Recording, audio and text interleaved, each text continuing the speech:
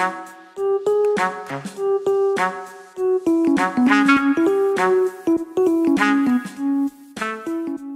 dans la correction de l'activité que vous aviez à faire pour convertir des distances et faire des écritures scientifiques. Donc le but était d'abord de trouver des grandeurs en kilomètres, de les convertir en mètres, de passer en écriture scientifique, d'aboutir à l'ordre de grandeur. Le but étant à la fin de tracer un axe, une échelle de longueur avec des puissances de 10 croissantes afin de placer les différents objets de cette activité.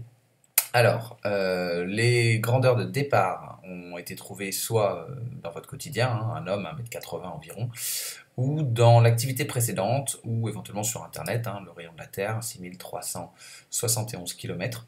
La première étape donc était de passer ces distances en kilomètres à des distances en mètres. La conversion est assez simple, hein, vous le savez, hein, on va déplacer la virgule de 3 colonnes vers la droite. Je vais donc tomber sur 1,80 m, ce qui sous-entend que pour passer des kilomètres à mètres, je multiplie par 10 exposant 3, 0, hein. Ou si je veux faire l'inverse, passer des mètres au kilomètre, je vais diviser par 1000 ou multiplier par 10 exposant moins 3. Ce qui revient du coup à rajouter 3 zéros à chaque fois au résultat précédent, ou à déplacer la virgule de 3 rangs, puisque la virgule étant après le 1, si je la déplace de 3 rangs, je vais donc rajouter 3 zéros. Vous devriez donc trouver les résultats suivants, ce qui correspondent. J'avais donc 10 exposant 9, je passe à 10 exposant 12, j'étais à 10 exposant 18, je passe à 10 exposant 21, je décale la virgule de 3 rangs, 1, 2, 3, je tombe sur 0,21, et ainsi de suite.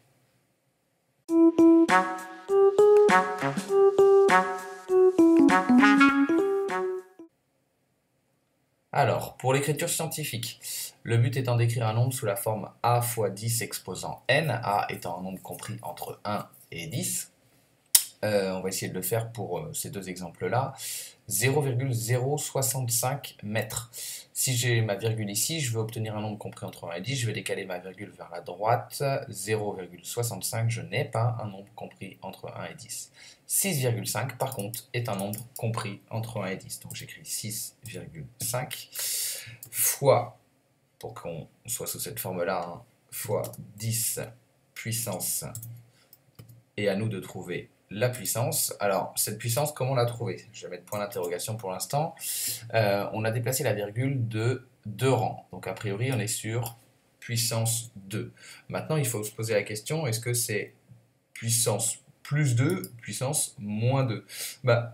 Tout simplement, 6,5 multiplié par 10 exposant 2, ça reviendrait à multiplier 2 fois par 10, 6,5. J'obtiendrai donc 650. 650 n'est pas égal à 0,065.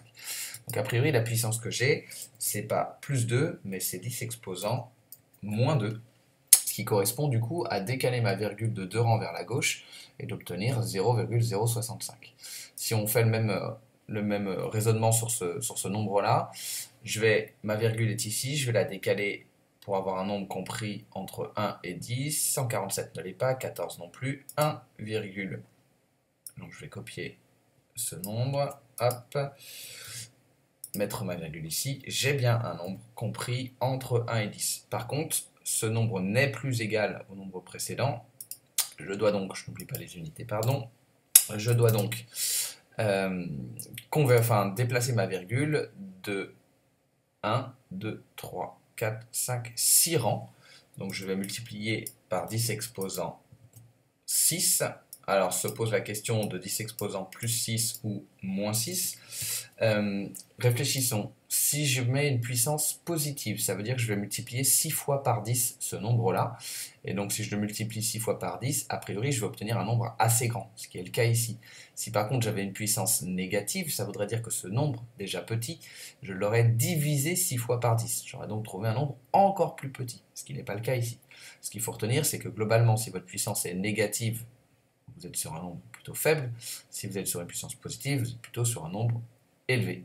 Voilà, on se retrouve ensuite donc pour la correction de la colonne écriture scientifique et une explication sur l'ordre de grandeur.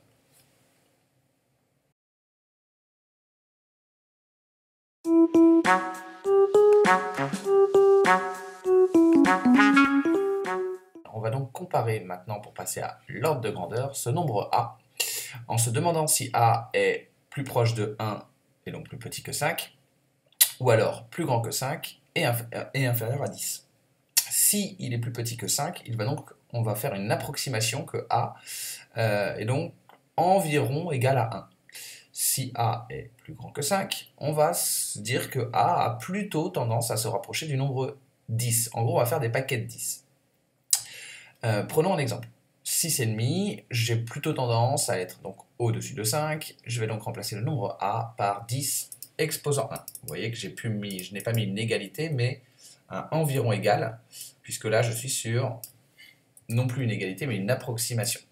Donc je veux dire que je suis environ égal 6,5 et environ égal à 10 exposant 1. Je remplace 6,5 par en gros 10. D'accord ? Je n'oublie pas la suite. Je multiplie par 10 exposant moins 2. J'arrive à une situation où j'ai 10 exposant A fois 10 exposant B. Et si vous n'avez pas oublié vos cours de mathématiques, on additionne les exposants. Donc ça va faire 10 exposant 1 moins 2, c'est-à-dire 10 exposant moins 1. Voilà l'ordre de grandeur de 6,5 fois 10 exposant moins 2.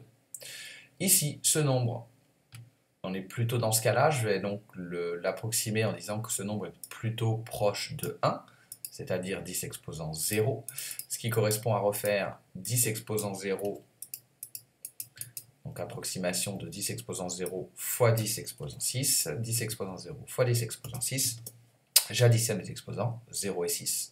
0 plus 6, pardon, me donne 10 exposant 6.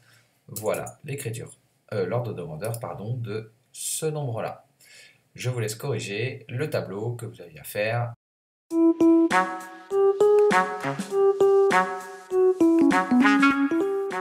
Alors pourquoi on a fait toutes ces étapes? Parce que du coup à terme on arrive qu'à des ordres de grandeur qui sont uniquement des puissances de 10. Donc j'ai tracé un axe gradué partant de mon plus petit objet, 10 exposant moins 1 mètre, hein, bien sûr.